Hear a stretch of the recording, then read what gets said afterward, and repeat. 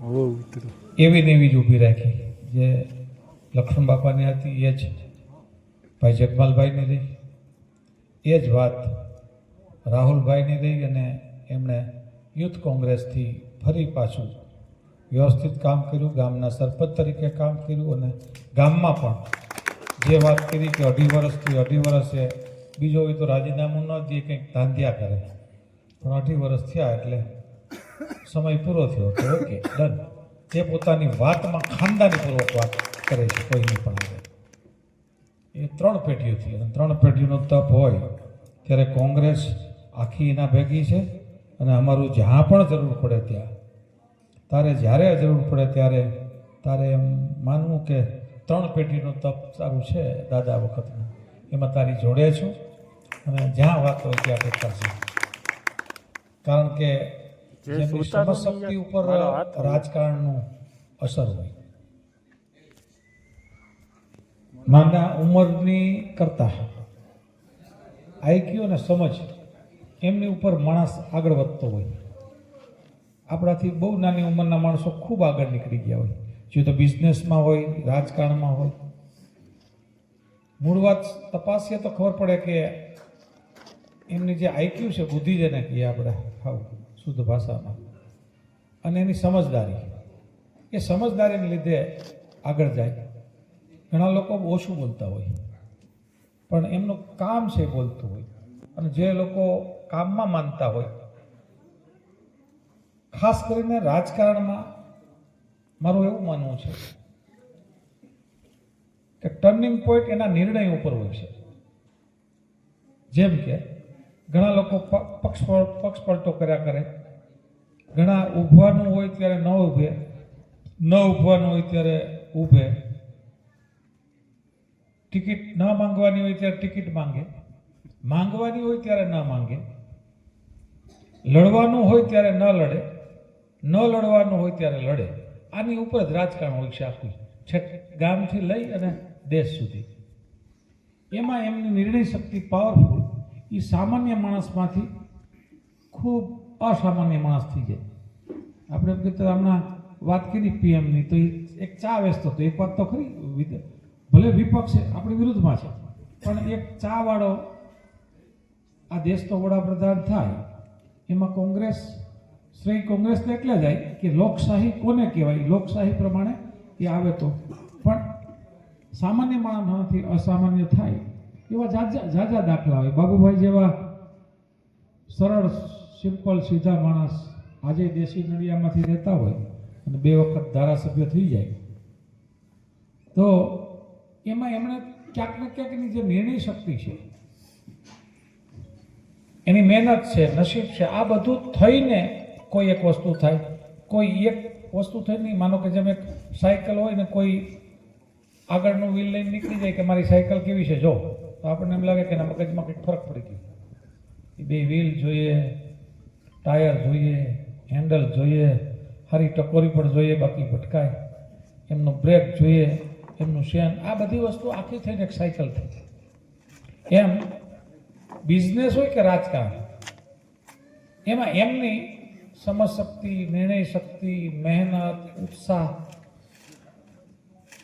અને પોતાનું કેટલું કર્તૃત્વ છે એ બાબતમાં, જે પણ વિષય પકડે એમાં, એમના લીધે એ આગળ વધતા હોય. એવા હવે ના છોકરાઓ છે નવા છે ને, હું બોલાવવા પ્રયાસ કરતો હતો બધાને, એ પૈકીના છે. એમની સ્પીડ મોટી છે, યોગ્ય દિશામાં જાય કે કેમ. દાખલા તરીકે ગાડું લઈને આપણે અહીંથી નીકળ્યા, જાવું આકાળા, અને માની લો કે જંગલ તરફ પડી ગયા, તો બહુ વાંધો ન આવે. જાતા જાતા પાછા વળવું હોય તો બહુ આઘા ન ગયા હોય. હવે ફોર્ચ્યુનર ગાડી હોય ને એમાં ભૂલા પડીએ તો ત્યાં પૂગી જઈએ પછી તો ખબર પડે કે આપણે પૂગી ગયા, હાલે જંગર આવી ગયું. મતલબ સ્પીડ છે. એમ આજના બાળકોમાં ખાસ કરીને આપણા બધાના બાળકો છે, એની આઈક્યુ આપણા કરતાં આગળ છે. એટલું જ નહીં, એક ઝૂંપડામાં દેવી પૂજક હોય ને, એમના બાળકને મોબાઈલ આપજો, એને કોઈથી કંઈ જોયું નથી તો એ મોબાઈલમાં તરત જ ફટાફટ જાય છે. એનો અર્થ આ સમય છે આઈક્યુનો છે, આ સમય છે એ બુદ્ધિનો છે. 21મી સદી છે. આ 21મી સદીમાં તમારે એમની પાસેથી કેમ કામ લેવું અને એમણે કઈ દિશામાં જવું એની ઉપર આધાર છે. જે રોંગ દિશામાં ગયો તો પારાવાર નુકસાન કરી દે, પણ જો રાઈટ દિશામાં ગયો ખૂબ આગળ વધે. આશા રાખીએ કે પાર્ટીની વાત જ્યારે આવે ત્યારે અહીંયા બધા કહે છે કે લાંબો સમયથી સરકાર નથી આવી. સાથે સાથે એ વાત એ છે કે આ સીટ તાલુકાની કે જિલ્લાની એ બે સીટો કાયમી કોંગ્રેસને મળે છે. એટલે તમને બધાને જેટલા ધન્યવાદ પાઠવીએ એટલા ઓછા.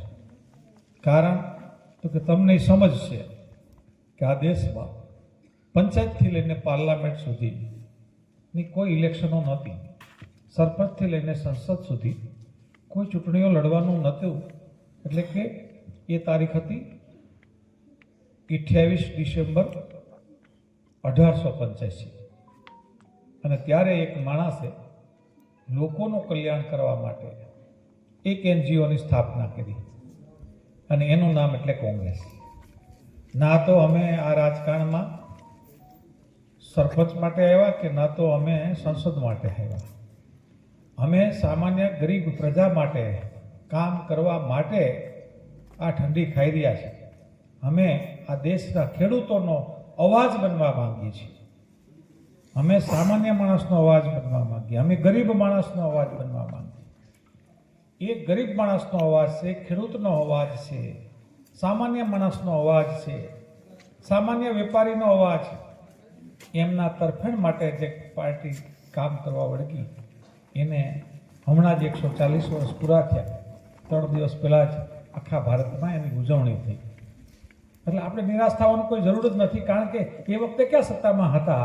યા તો આપણને ચૂંટણીઓ લડીને કોઈ ધારાસભ્ય થતા કે કોઈ સરપંચ થતા. પણ ચોક્કસ જ્યારે લોકશાહીમાં સેવાનું માધ્યમ છે એ સત્તા છે. આપણને મેવા માટે સેવા કરતા હોય તો એમ કે મેવા મળે એટલે કે તમને વર્ક કરવાનું, તમે કામ કરો સખત તો કંઈ ને કંઈ તો હોદ્દો પ્રાપ્ત થાય એ સમયે. અને એ હોદ્દાથી શું કરવાનું છે તો કે લોકોનું કામ કરવાનું છે.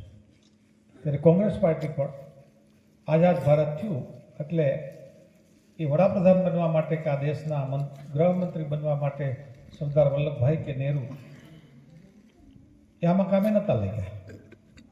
એ આ દેશને આઝાદ કરવામાં લાગ્યા હતા. નહેરુની વાત ખાસ કરીને ભાજપ બહુ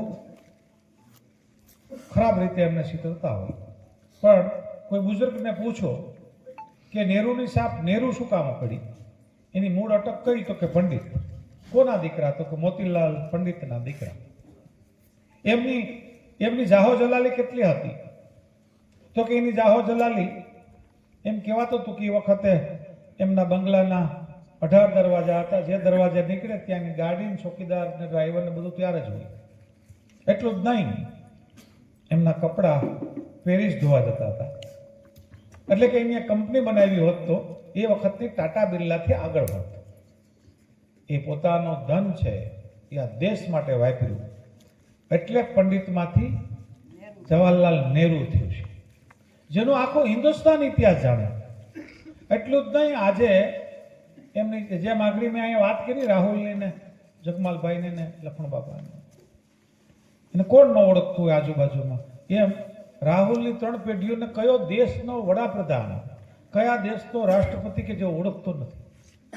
કોઈ પણ જગ્યાએ કોઈ હોદ્દા ઉપર હોય કે ના હોય, પણ રાહુલ ગાંધી સીધું બટન દબાવે કોઈ પણ દેશના પીએમને ને એમ બોલે કે હું ઇન્ડિયાથી રાહુલ ગાંધી બોલું છું અંગ્રેજીમાં.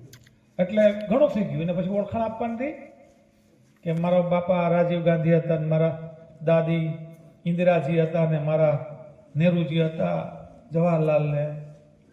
અરે અવડું ગાંધી કુટુંબ, જે ગાંધી કુટુંબને જો એમ કહેવાય છે કે રાજીવ ગાંધી ના હોત તો આ મોબાઈલમાં જે આપણે ક્રાંતિ લાવ્યા ને એ ક્રાંતિ ન હોત. એમણે સામ પિત્રોડાને ફ્રી હેન્ડ આપ્યું હતું. એટલે આપણે મોબાઈલને ક્ષેત્રે દુનિયાના દેશોમાં ખૂબ આગળ છે. એનું કારણ રાજીવ ગાંધી હતા. રાજીવ ગાંધી કોમ્પ્યુટર લાવીને મૂક્યું અંદર. તો એ વખતની ભાજપના વાજપેયીજી, લખણ બાપાને એને યાદ હશે કે ગાડું જોડીને એનો વિરોધ કરવા નીકળ્યા હતા દિલ્હીની બજારમાં. એનો ફોટા એવા હતા. કાંઈ કે લોકો કે બેકાર થઈ જાય. જે વાત કરે છે અત્યારે ડિજિટલ ઇન્ડિયાની, એ ડિજિટલ ઇન્ડિયા લાવનાર રાજીવ ગાંધીનો વિરોધ કરવા માટે દિલ્હીની બજારમાં ગાડું લઈને ભાજપવાળા નીકળ્યા હતા કે આ કોમ્પ્યુટર ને મોબાઈલને ક્ષેત્ર ન કરો તમે કંઈ. હજુ આપણને આફ્રિકાની જેમ પછાત રાખવા માંગતા હતા. જે જાણીતી વાત છે.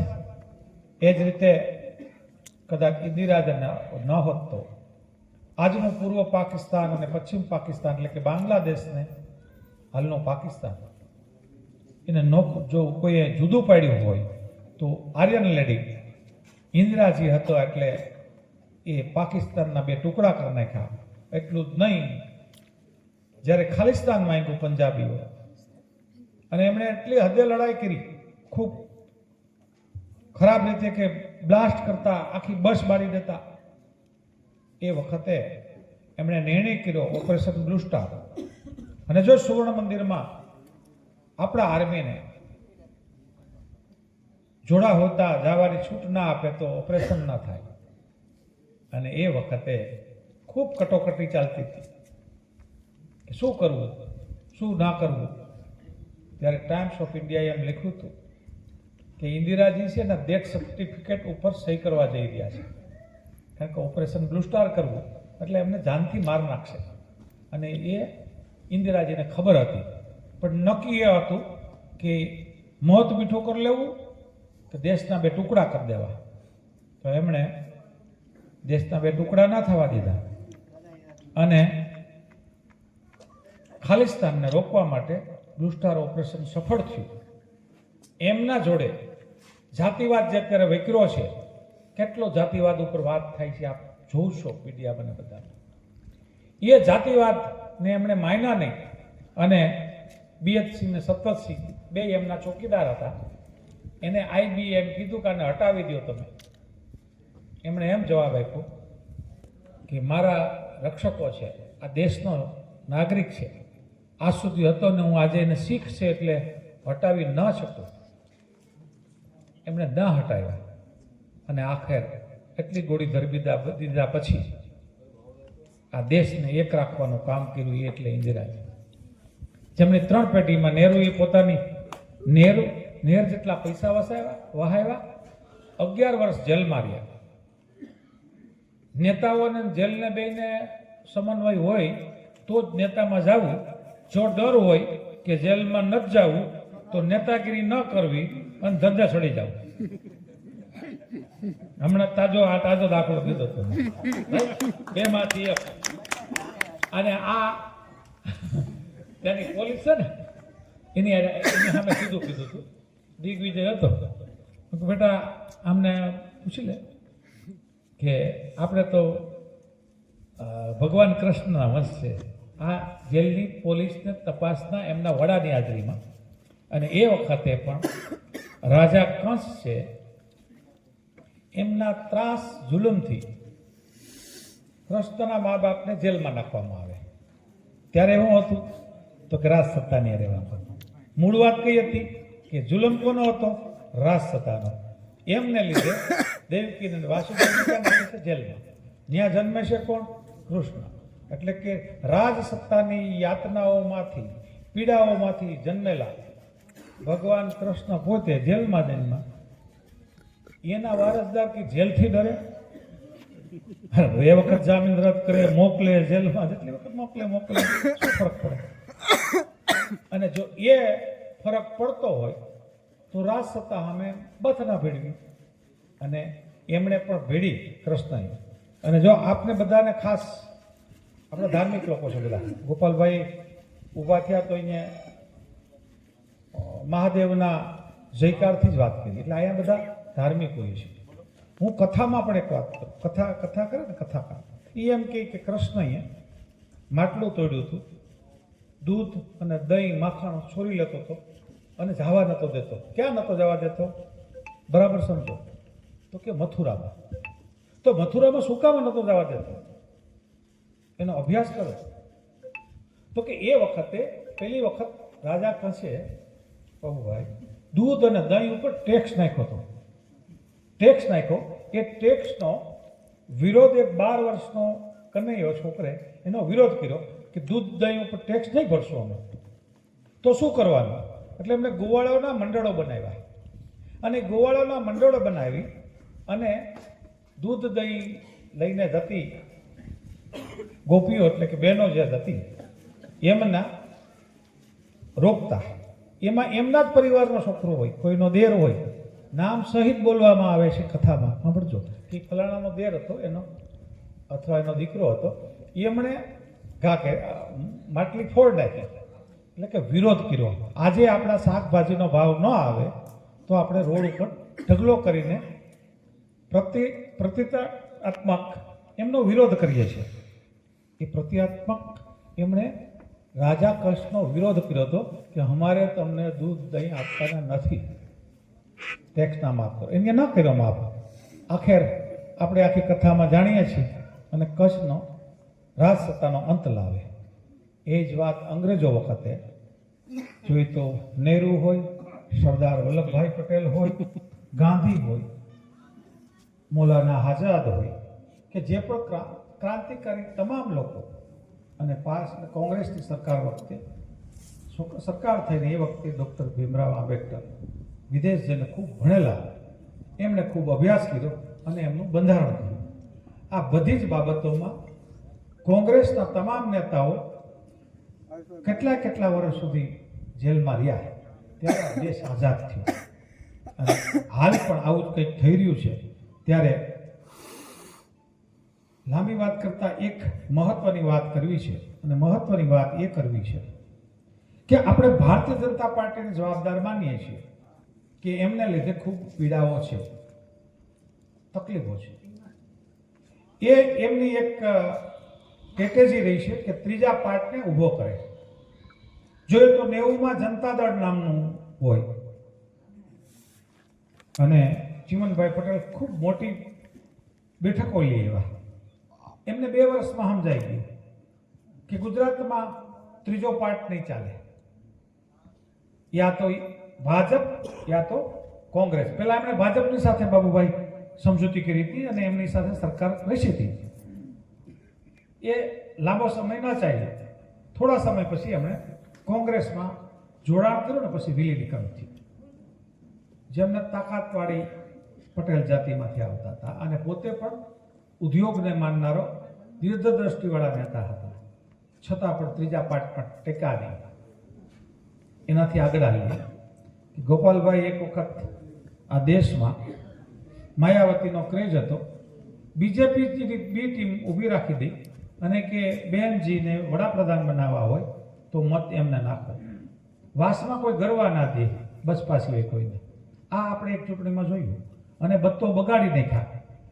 પછી કોઈ દલિતે કોઈ દી હાથીમાં મત નથી નાખતા, કારણ કે ક્ષેત્ર એક વખત જાય, મૂર્ખ કોઈકને એક વખત બનાવાય, નથી બનતા જરાય. એનાથી આગળ આવીએ એટલે ક્ષત્રિય સમાજ એટલે કે શંકરસિંહની સરકાર 2.5 વર્ષ માટે ટનાટન ચાલી. 2.5 વર્ષ પછી એમને એવું લાગ્યું કે હવે જો આ સરકારની બરખાસ્ત કરું ને, હું જો લડવું પાછો ત્રીજા પાર્ટનો, તો બધી સીટો મારી આવી જશે. ને આપણે સૌને ખબર છે કે કેવડિયા કોલોની લઈ ગયા આખા બધાને, એના ધારાસભ્યોને, ત્યાં જઈને સરકાર બરખાસ્ત કરે છે અને મેન્ડેટ લઈને લડવા આવે છે. માત્ર 4 સીટ મળી હતી. એ તરત જ રાજપામાંથી સમજી ગયા શંકરસિંહ અને કોંગ્રેસમાં વિલીન કરી. એમની આગળ આવો ગોરધન ઝડપિયા. મળદ પટેલ હતો કે એમણે શપથ લેવા માટેનું નામ આવ્યું, શપથ લેવા માટે ઊભા નતા થયા. એ પછી એમણે ત્રીજું કર્યું અને 4-5 મુખ્ય પટેલ, સોમા ગાંડા અને દલિતમાંથી સિદ્ધાર્થ પરમાર કે આજે વટનો કટકો છે, કોઈમાં જોડાણો નથી. સોમાભાઈ બીજેપીમાં પાછા નથી ગયા, જે કંઈનો આર્થિક, જે કંઈ મારા મિત્ર છે મને જે કારણ કીધું એક એનું કારણ અંગત હતું, પણ બાકીના બધા છે એમણે નક્કી કરી લીધું ક્યાંક કોંગ્રેસમાં આવે છે, ક્યાંક ભાજપમાં. ત્રીજા પાર્ટ સફળ ન થયું, મારું એમ કહેવાનું છે. આવ્યા કેશુભાઈ પટેલ, એમણે જીપીપી કરી, મતો બગાડ્યા, 2 સીટો મળી, ફરી એમનો દીકરો નહીં ભાજપમાં જતા રહ્યા. મારું કહેવાનું એમ છે કે ત્રીજો પાર્ટ ક્યારેય સફળ થયો નથી. કોઈ ભાજપમાં ગયા, કોઈ કોંગ્રેસમાં ગયા. ત્રીજો પાર્ટ ગુજરાતની પ્રજા કોઈ પણ રીતે સ્વીકારતી નથી. મહત્વની વાત એ છે કે ભારતીય જનતા પાર્ટી પોતાની બી ટીમ તૈયાર કરી લે છે દર વખતે. આ બધામાં જોઉં નજર નાખો એટલે એની પાસે સ્વયંસેવકો, રાષ્ટ્રીય સ્વયંસેવકો જાજા છે, 21,000 કે જે સતત આ જ કામ કરે છે. આપણે કેડર બેઝ પાર્ટી નથી. કેડર બેઝ પાર્ટી એટલે હું તો કે એના 21,000 લોકો રોજ સવારથી સાંજ સુધી સતત કામ કરે છે. જ્યારે કોંગ્રેસ એટલે શું? કોંગ્રેસ એટલે પ્રજા. કોંગ્રેસ એટલે તમારી વચ્ચેનો એક નેતા. આપણે એમાંથી ઉભા કરીએ એમાંથી સારું કોઈ બોલે એ એટલે નેતા. એ આપણે શું સમજાવી દઈએ છીએ? કોંગ્રેસ એટલે ક્યાંક મુસ્લિમ કહી દે, ક્યાંક દલિત કહી, આપણે માની પણ લઈએ પાછા. એટલા અજ્ઞાતમાં લઈ જઈ. કોંગ્રેસ એટલે પ્રજા. પ્રજામાંથી જે માણસ ઉભો થયો એ એટલે કોંગ્રેસ. આપણે પ્રજાના માણસો છીએ, પ્રજાના પ્રતિનિધિ છે, પ્રજા વચ્ચેથી આવ્યા, સામાન્ય માણસમાંથી આવ્યા, એ એટલે કોંગ્રેસ. આપણે કેડરબાજ પાર્ટી નથી, સ્વીકારીએ આપણે. તો પ્રજામાંથી આવનારો છે એ જ પ્રજાની મુશ્કેલી સમજી શકે. જેમને પરિવાર છે એ મુશ્કેલી સમજી શકે, જેને દીકરા દીકરીઓ ઘરવાળા છે એ મુશ્કેલી સમજી શકે. મોટા ભાગે આમાં તો એવું કંઈ છે નહીં. થ્રુ આઉટ એ ત્રીજી પાર્ટ કેમ કરે તો કે ડોક્ટર મનમોહન સિંહ હતા, એ વડાપ્રધાન હતા ત્યારે લોકપાલ નામ માટે, બરાબર સમજવા પ્રયાસ કરજો, લોકપાલ લેવા માટે અન્ના હજારે આંદોલન કર્યું. મારો પ્રશ્ન તમને સીધો છે, લોકપાલ તો મનમોહનની સરકાર હોય ગઈ, લોકપાલ અસ્તિત્વમાં ન રહેવા દીધું, મતલબ અસરકારક ન રહેવા દીધું. હવે અન્ના હજારે ક્યાં ગયા? તેથી તો ગાંધીજી થઈ ગયા હતા. આપણે રામાયણમાં સાંભળ્યું કે કુંભકર્ણ 6 મહિના હૂતો ને 6 મહિના જાગતો. આ 12 વર્ષથી હુતા બાબા, હજી ઉઠ્યા નથી.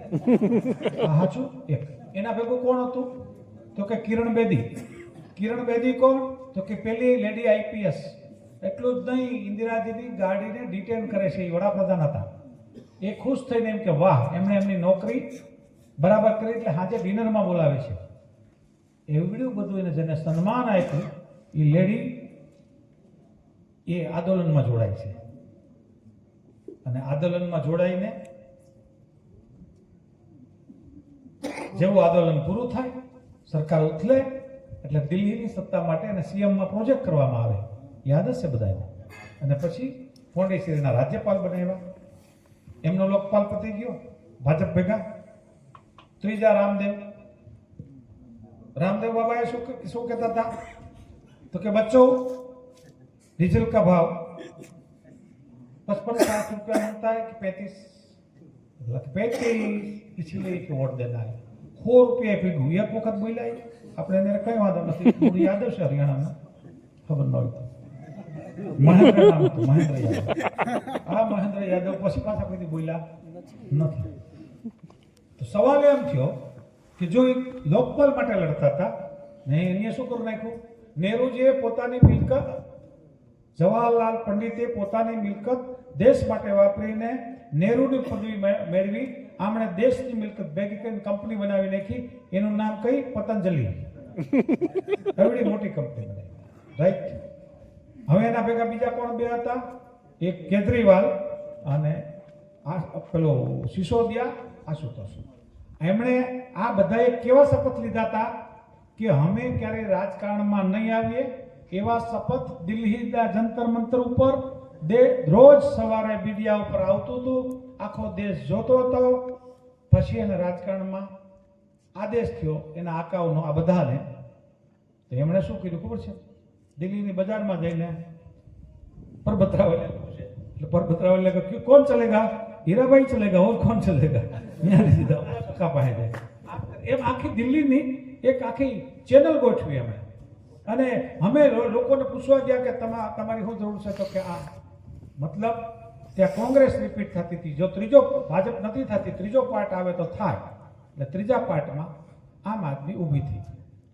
આમ આદમી છે બીજેપીની બી ટીમ આ તે દિવસથી છે, બરાબર? હા, સમજો.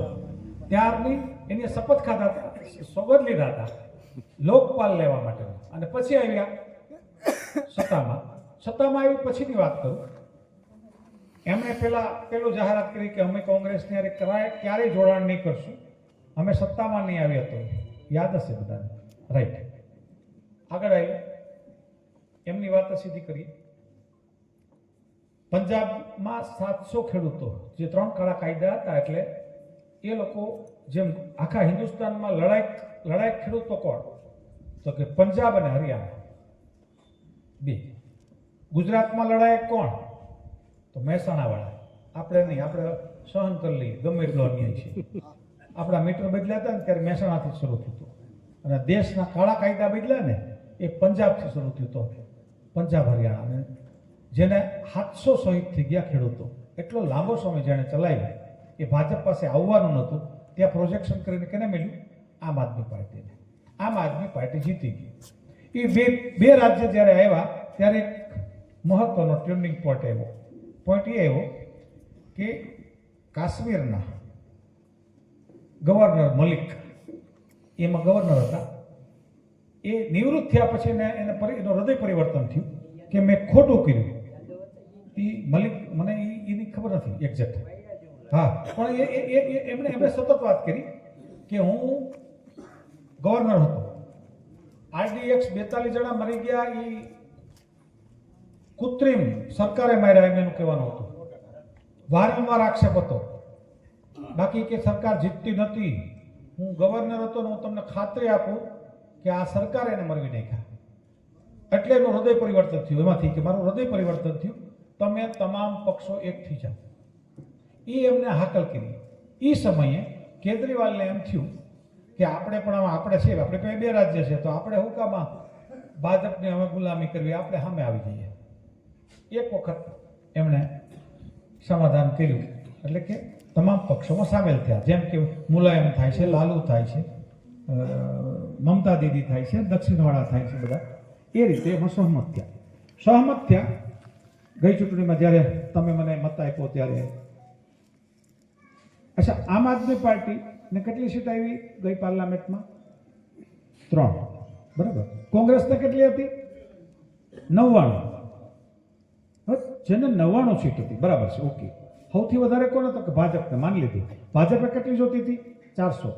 એને બહુમતી માટે કેટલી જોતી હતી? 272. આવી કેટલી? 240. એટલે કે બહુમતીમાં ન આપી ગયા. એટલે 1 નંબર એનો 240.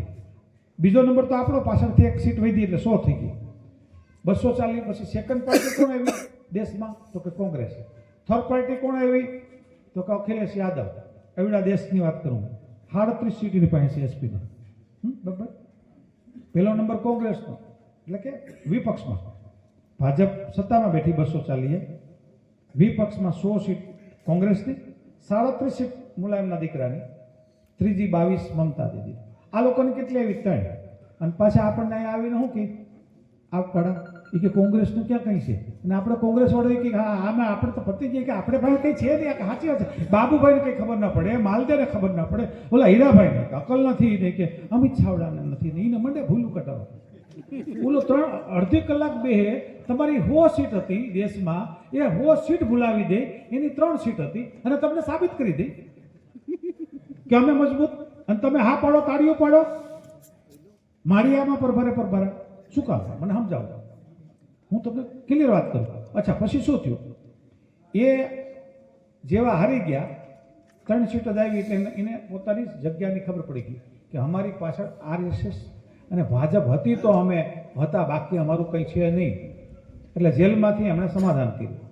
સમાધાનના ભાગરૂપે એમણે હરિયાણામાં કોંગ્રેસની સરકાર આવતી હતી, એને બદલે ત્યાં તમામ ઉમેદવાર રાખી દીધા પહેલા ઝટકે. અને સૌથી મોટું નુકસાન દેશમાં કોંગ્રેસને અને પ્રજાને કર્યું તો હરિયાણામાં. ત્યાંથી આપણી પાસે બીગડી. એ પછી આવ્યું દિલ્હી. દિલ્હી આવ્યું તો અહીંયા 15 દિવસ પહેલા કીધું કે અમારે કોંગ્રેસને કોઈ જોડાણ નથી કરવાનું. અને એ શરતે જ એને છૂટા રાખ્યા છે કે એમને કોંગ્રેસ સાથે જોડાણ નથી કરવાનું.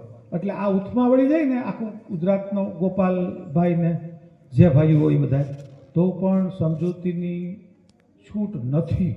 અને હા આપણને શું સમજાવે બધા, અથવા તો વડીલો તો શું કે સમજૂતી કરી લો. એટલે ભાઈ અમારે તો કરવી છે જ. અમે જો મુલાયમની હારે કરીએ, લાલુની હારે કરીએ, અમે મમતા દીદીની હારે કરીએ, અમે દક્ષિણમાં બધાની હારે સમજૂતી કરીએ, તો અમને સમજૂતી કરવામાં શું વાંધો? પ્રજા માટે કરીએ છીએ ને. કોંગ્રેસ તે પ્રજા માટે કરે, પ્રજા માટે સમજૂતી કરવામાં અમને કંઈ વાંધો નથી. ના, એવું નથી કે સમજૂતી કરવાની કોંગ્રેસ ના પાડે.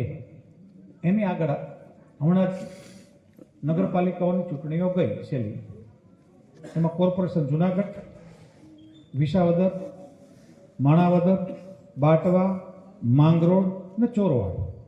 આ થોડી વાત એટલા માટે ટકાવી, 2 જ મિનિટ રહી.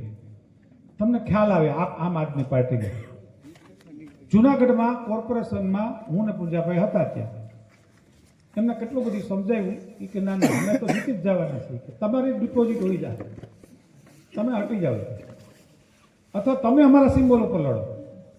એવું અમને જુનાગઢના કોર્પોરેશનમાં કહેવામાં આવ્યું હતું. ચૂંટણી થઈ માયના નહીં લોકો, આપણે હાયરા ખરા. આપણે કેટલી સીટ આવી? 11. 60માંથી 11. એને કેટલી આવી? મોટો 0. પાછા ડિપોઝિટો બધાની કે 0.1% ન થાય. આપણને શું કે અહીંયા માળિયાની બજારમાં મજબૂત છે આપ પાર્ટી, કે કાળુભાઈ તમે સમજો આપ પાર્ટી કે દેશમાં આવવાની છે. એટલે ભાઈ તમે એટલી સીટોમાંથી 1 સીટ ના મળી, 11 સીટ મળી. ઓકે, વિસાવદરમાં 4 સીટ મળી. આપણે વંથલી, વિસાવદર, માણાવદર અને ચોરવાડ, આ બધામાં 4 મળી. બાટવામાં 1 કે 2 મળી આપણને, એને આ બધામાં 1 પણ નહીં. માંગરોળમાં સમજૂતી ધરાર બધાએ ભેગા થઈને નુસરતભાઈ પાસે સમજૂતી કરાવડાવી, એને 13 સીટ આપી દીધી આપણે, બાકીના આપણે લઈ ગયા. એમાંથી એને કેટલી આવી? 1. એ પણ કોંગ્રેસના એકાદ નેતાના ખટપટના કારણે, જે પણ આપણે જે કારણસે તે 1. આપણે કેટલી આવી હતી? 16. બરાબર. કોંગ્રેસને કેટલી આવી બાબુભાઈ? પછી કોંગ્રેસને કેટલી આવી? 16. એને આવી 1. અને પાછા એ શું કે તમારી પાસે કંઈ છે ને આપણે તાળી પડીએ કે હાડવા હોય તો સાચી વાત છે. હવે તો તમે એમ કહો કે તો વિસાવદરમાં કેમ આમ થયું? તો હું આપને યાદ અપાવું કે પહેલી વખત 6 મહિના પહેલા ગોપાલ ઇટાલિયન જાહેર કરે, રાઈટ? અચ્છા, સીટ તો એની જ હતી. સીટ પાછા જીત્યા તો ગૌરવ શેનું લે? પેલા કોણ હતું? તો ભૂપત ભાયાણી હતો, તો એ જીતાતા જ. અચ્છા, એ સીટ ઉપર એને 5 મહિના પહેલા ઉતારવામાં આવે. ભારતીય જનતા પાર્ટીને નક્કી કરીને શું ઉતારવામાં આવે? એટલું જ નહીં, મને જાહેરમાં કહેવામાં વાંધો નથી કે કિરીટભાઈનો આખા સંગઠન જવાહરભાઈ એક નહીં, ટોટલ એમ કહેતા હતા કે એને આપશો તો અમે પાડી દઉં. એટલે એ બરાબર ખેંચ્યું ભાજપે કે હાશે પાડી દો ને, નક્કી નહીં કે. તો કે નક્કી. છેલ્લે સુધી પૂછ્યા કે નક્કી ને?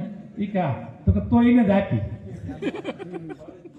કરવાનો હું તો પાડી દો. પાડી શું કામ દેવો તો કે 27ની તલવારની ધાર આપણા માટે, કોંગ્રેસ માટે હજાવવાની હતી, અને એ ધાર હજાવી છે વિસાવદરમાં. એટલે આપણે ખતરો હોય તો આમ આદમી પાર્ટીથી છે. આમ આદમી પાર્ટી જિલ્લા પંચાયત, તાલુકા પંચાયતમાં આપણે પછાડવા માંગે છે, નહીં કે ભાજપને. એ મજબૂત થાય એટલે 27માં પાછું. તમને હું એવું કહું કે એવી 60 સીટ છે. બાબુભાઈના ને આપના મત ભેગા કરો, મારા અને ભેગા કરો તો 20,000 મતે જીતીએ. કેટલી સીટો છે આવી? અને મને તમે સમજાવો ને કે કોનાથી આવ્યા. હું બીજાની વાત નથી કરતો, આપણા જિલ્લાની આ સીટ અને બાજુની કેશોદની સીટ, બેનો હિસાબ કરાવો. બે મારા સામે કોઈ એક બૂથ ઉપર ગણાવી દો. તો એમણે શું કર્યું? તો કોંગ્રેસને હરાવ્યું છે. શું કામ? બીજેપીના ઈશારાથી. બી ટીમ છે હજુ કહું. અને એટલે આમ આદમી પાર્ટી છે એ આક્ષેપ કરે આપણી ઉપર, ભાજપની. આમ આદમી કરે અને પછી ભાજપ એક્શન લે, એ પણ આપણે નજરે જોયું ખુલ્લું. તો કયું કારણ છે બીજું? એટલે આપ બધા ઘરના છો, સમજદાર છો, આપને વિનંતી છે કે જે પણ કોંગ્રેસના મિત્રો જૂના અત્યારે કોંગ્રેસમાં છે પણ એમને મારા વતી જાહેરમાં પણ વિનંતી કરું કે હજી કોંગ્રેસમાં કામ કરવા વળગી જાય. હર ગીજ જરાય બાંધછોડ નહીં. તમે આપને પેલા લલિતભાઈ એવું બોલ્યા હતા કે આપને દો કે એના કરતાં ભાજપના દો, તો હકીકત જ છે કે તમે મત એને આપો એ ઓલાને દો, બે હરખું જ છે. તમને શું અલગ ફેર પડવાનો છે? મને વિશ્વાસ છે કે આ સીટ તાલુકા પંચાયતની સૌથી મજબૂત સીટ છે. અહીંની જિલ્લા પંચાયત હતા આ તાલુકામાં પણ ભલે આપણે ઓછા હોઈએ છતાં પ્રભાવશાળી છીએ. દરેક સીટમાં જઈને મારા આ સંદેશો છે એ વધારેમાં વધારે પાસ કરો. આપણી લડાઈ ભવિષ્યમાં ભાજપને હટાવવાની હોય તો કોઈ આમ આદમીમાં ભૂલ ના કરે એવા એમના ઉમેદવાર હોય એમને પણ આપણે લાગતો ઓળખતો હોય, આપણો હગો હોય, આપણો મિત્ર હોય, આપણી નાત હોય, સમાજ હોય, એમને સમજાવો એવો ધંધો ના કરે. એને ક્યાંક આપણામાં સમાવી શકીએ, ટિકિટ આપીએ કે ટિકિટ નહીં આપશું તેને સંગઠનમાં સાંસ આપશું. કોઈને તાલુકાના સંગઠનમાં, કોઈને ઉપપ્રમુખ મહામંત્રી, કોઈને જિલ્લામાં પ્રમુખ મહામંત્રી, એમને સેવા જ કરવી છે. અને રાજકારણમાં જો આગળ વધવું હોય તો ઘણા બધા હોદ્દા છે, પણ આમ આદમીને રવાડે ન ચડે એવી ખાસ વિનંતી કરવા આવ્યો છે. આજે આવવાનું કારણ એટલું જ છે. બાકી તો અહીંયા કોઈ ભાષણની જરૂર નથી, અહીંયા અપીલની જરૂર નથી. આ સીટો આપણી જ છે. પણ મારી વાત થોડી આ વખતે અલગ છે કે આમ આદમી પાર્ટીની જે ચોખ્ઠી છે પાછલા દરવાજાથી ભારતીય જનતા પાર્ટીની, એ આપણે ભારે નુકસાન કરે છે. એટલા માટે આપણે બધાએ સખત મહેનત કરીને એ વાતને ઉગતી ડામવી, એ જ આ વિસ્તાર માટે ફાયદાકારક છે. અને આ સીટ જેમ તાલુકા પંચાયત, જિલ્લા પંચાયત કે ધારાસભા 182માંથી હારામાં હારી સીટ. આ હારામાં હારા લોકો અહીં જે હોય કહી દે, ખોટું બોલતા આવડતું નથી એવા લોકો છે. એ વખતે જો એના સામાન્ય લોકો કેટલા ભલા હશે. આગળ દાંત કાઢતો હતો પપ્પાએ કીધું કે ભાઈ હું હજી અહીં છે, પછી કહેતા નહીં કે હું નીકળી ગયો. હું એમ નથી કહેતો કે ખરડે છે. તો જે છે એ તો કે મારાથી આ થાય, આ નહીં થાય, એને પુગાય. સવારથી હા સુધી જૂઠું જ બોલે એને કેમ પહોંચાય? ત્યારે ઘણો સમય લીધો. પણ એક વાત યાદ, અહીંયા ભાઈ ડૉક્ટર જગદીશ બહુ અનુભવની વાત શેર કરી.